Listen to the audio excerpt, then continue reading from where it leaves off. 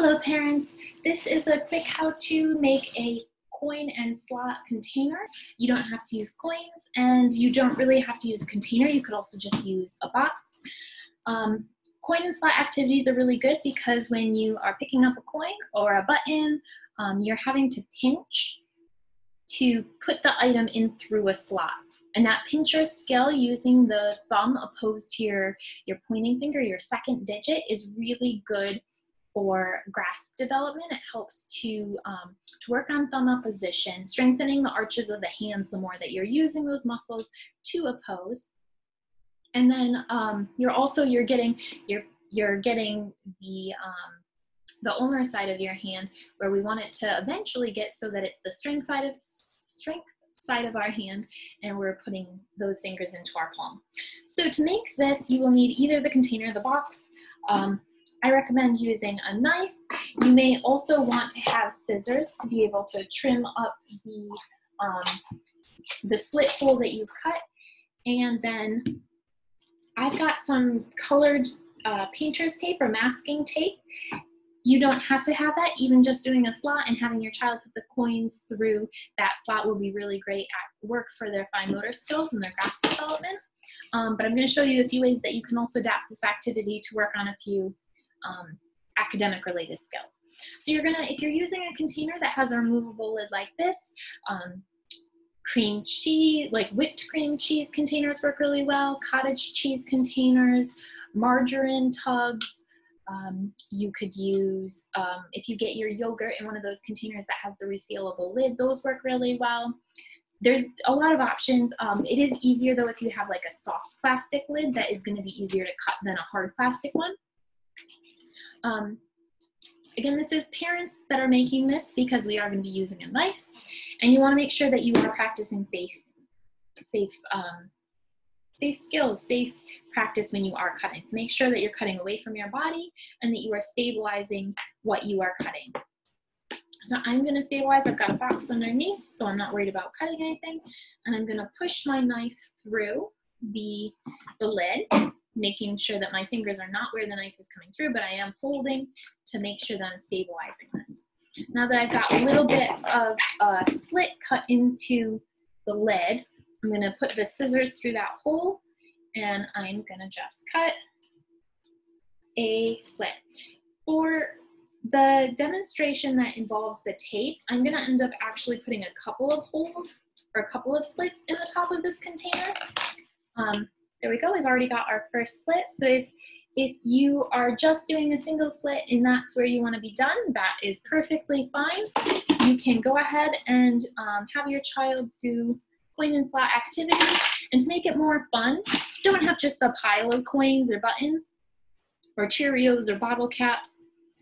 Have them spread out so that your child is either laying on their belly, they're laying prone, with their stomach on the ground, propped on their elbows, and they can be having to reach around. If you can get them crossing midline, reaching one arm inside front of the other side of their body, that is best. You might need to cue that or prompt them to cross midline, depending on the child. If you want to add more, the reason I have these colored tapes is that you can color code and make a color matching activity out of this by marking, get some tape.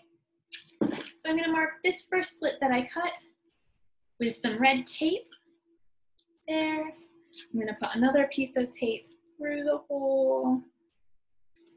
So it's got red on that side, and then I'm going to bend on the back side, push through, and there we go. So the top of the lid looks like this. We can see this hole is marked red, and then I can use my tape and I can mark some of the pennies as being red pieces, and then my child would then have to match the color with the color of slit in the lid. So then you could also add like blue and green or whatever other colors you have. You could also do this where instead of just the color, you could use any color of tape, a single color, masking tape, plain white works actually perfect for writing or drawing either shapes that then they have to match the shape to a shape that you draw on the tape that's by the hole, Or you could do like lowercase letters, one letter on each coin. You could have them put the lowercase letters through one hole and then have like another slit that says capitals, and they put the capital letters through that hole. Or you could do vowels and consonants, or you could do, if you're working on recognizing the letters B and P or D, you could have different holes for them to sort what the letter or shape or number is that way. So there are a lot of nice options for what it is that is on the coins or the pieces. Like I said, you could use buttons or bottle caps. And again, you don't have to add something like this. This is just to make it a bit more academic. If you don't have a container like this empty coffee canister, a box will also work. You'll just use your knife. Again, making sure you're cutting away from your body. Adults are doing this in a safe manner.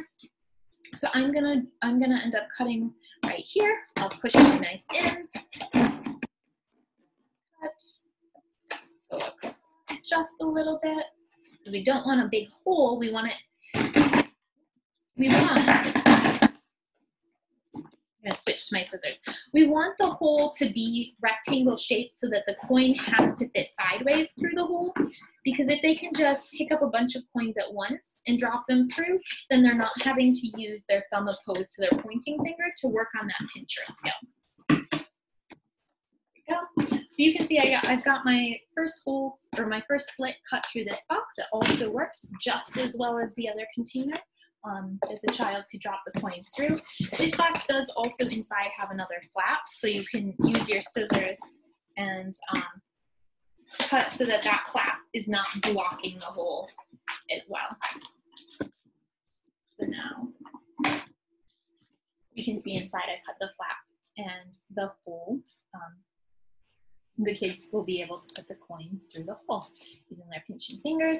And if you're using a box like this, you could make it so that the box is upright and they're dropping in through the slot this way, or you could make it so that it is flat and they're putting through the top. Putting through the top does have the nice advantage of you're also working the wrist a little bit like this, and you're also bringing the hand into full pronation instead of having the palm up supinated, or with the wrist turned in neutral. There's one other way I was going to mention. Oh, using this. I remember. Another really great skill to work on for kids is in-hand manipulation, which means moving items within the hand. So right now I've got a bunch of pennies in my hand. It's really great if you can encourage your child for this activity, or you can also do this if you're using Lite-Brite or another activity that has a lot of really small pieces, where they're bringing the pieces up to their fingertips, having to use the intrinsic muscles of their hand to one at a time move the coins up to their fingertips. This can be really tricky at first, and it is helpful if you do this alongside your child, because we have mirror neurons in our brain that when we see someone else doing an activity, our mirror neurons light up as if we are doing it. So you playing this activity alongside your child can be really helpful in that way. And of course, then you can make it more fun. You can encourage them. You can demonstrate how much fun you're having. You can also provide commentary about and prompting along the lines of like what you see, and talk about comparisons for like if you're doing shapes, or if you're matching by color. Depending on how you set this activity up, it's just really, I really do encourage any parents that are able to. It really means a lot to the kids too, if you can do it alongside your kid, at least even for just part of the time. Anyways, that has been the demonstration for how to make a coin and slot activity. That's the basic demonstration. I guess I can show one other slit. I might put a second slit over along this side. And we'll switch over to scissors. It's a bit easier to cut with the scissors. The other nice thing about putting the tape on the sides to indicate the color is it makes sure that the edges of the slit are smooth and there's no jagged bits, which with plastic, especially a soft plastic like this one, it's not, and the kids aren't, they shouldn't be putting their fingers through the hole. The point is that they are pinching and putting the pieces through.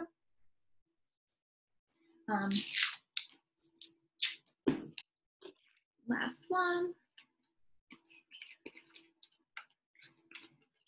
There we go.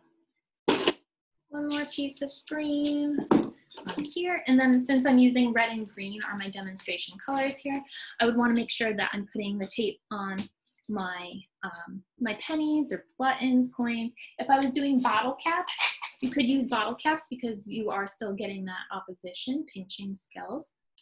But I would of course need to make bigger slits for the button or for the bottle caps to go through. All right.